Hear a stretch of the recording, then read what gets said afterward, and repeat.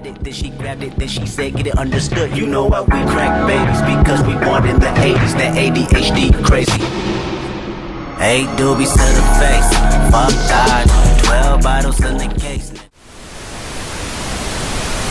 16.2 million people in America alone with ADHD. You can be anything along the IQ spectrum and still have ADHD. It has nothing to do with how smart you are.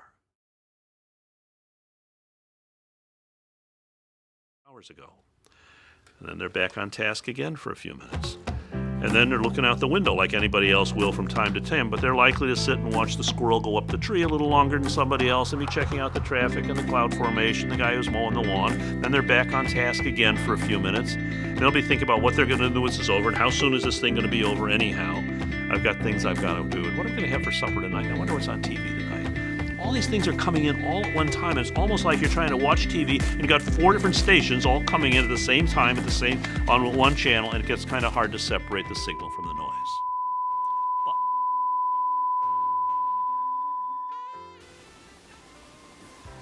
Is adult ADHD on the rise, or is it just being diagnosed more? It's not on the rise, but it is being diagnosed more because we're, thanks to shows like this, we're raising public awareness. In fact, most doctors are not aware that it exists in adults. People think of it as a childhood condition. Probably 80% of adults who have it don't know it.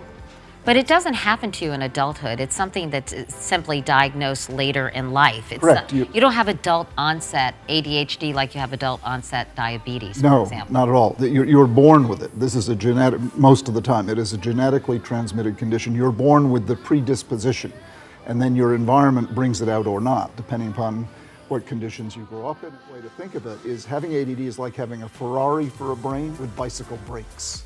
You can't control it all the time. So your circuitry is just going crazy all And the often time? in wonderful ways, but also sometimes in very distracting ways. People with ADD can super focus when they're into something. But the mind of the ADD person is like a toddler on a picnic. It goes wherever curiosity leads it, without any regard for danger or authority. So sometimes it's going off and getting into trouble, and other times it's discovering penicillin. So, and it's the blessing and the curse of this condition. But if you can strengthen those brakes, control the power of that Ferrari, then you can do very well in life. But if you can't, that's the prison population or the unemployed or the multiply divorced. And that's what's so intriguing about it. It can be an enormous blessing and it can be an enormous curse.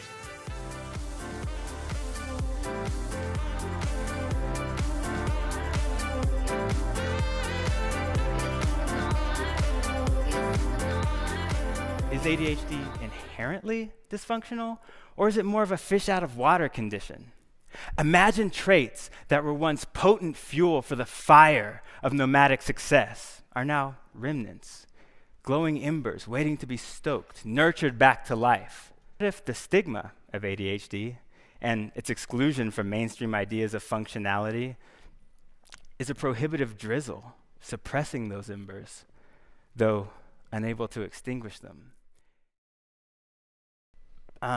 My interest often trumps any anxiety from exploring something foreign. I have to know what's over there. That culture, that school of thought, that hobby or lifestyle, or literally beyond the next mountain. So instead of being encamped, I've explored to know what I love and hate about opposing political ideologies or parenting styles or subcultures. And yeah, it's scary to explore. But scarier by far is the thought that I still don't know what I don't know. Had it, then she grabbed it, then she said, get it understood. You know why we crack babies, because we born in the 80s, that ADHD crazy. 8 doobies to the face, fuck God, 12 bottles in the case, nigga, fuck God.